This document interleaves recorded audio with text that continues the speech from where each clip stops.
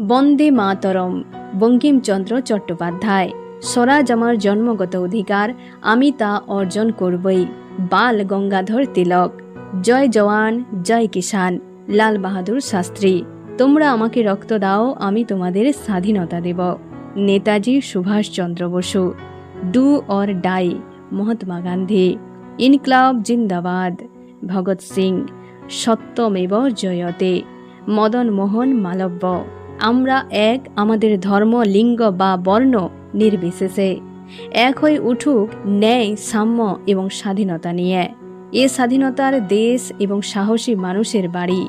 একজন ভারতীয় হিসেবে গর্বিত হন এবং আমাদের সম্মিলিত ইতিহাসকে আলিঙ্গন করুন।